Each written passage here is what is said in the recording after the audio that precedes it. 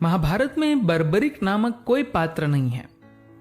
महाभारत में भीम व हिडिंबा के पुत्र घटोत्कच के पुत्र का नाम अंजना पर्वन था और वो युद्ध में अश्वत्थामा के हाथों वीरगति को प्राप्त हुआ था।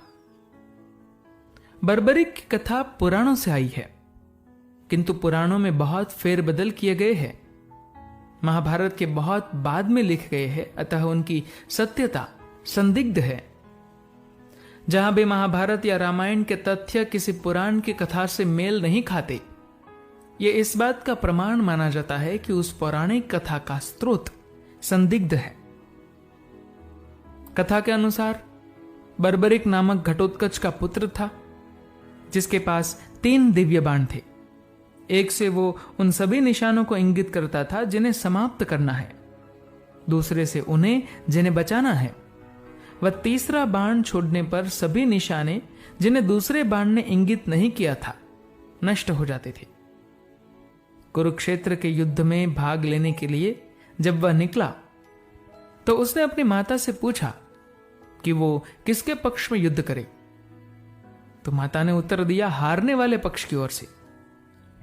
इस गोलमोल व अतार्किक उत्तर के बाद बर्बरिक युद्ध भूमि के पास पहुंचा तो कृष्ण ने उसके विचार जान उसे रोक लिया। वह उसकी परीक्षा ली। जब उन्हें बर्बरिक के 3 बाणों का रहस्य पता चला तो उन्होंने उससे उसका शीश मांग लिया, जिससे वह अपनी माता के निर्देश पर चलते हुए युद्ध के समीकरण ना बिगाड़ दे, क्योंकि उसे जो पक्ष हल्का लगता वो अपना पक्ष बदल उसकी ओर चला जाता। वह यह सिलसिला सभी योद्धाओं की समाप्ति या उसकी अपनी समाप्ति तक चलता रहता।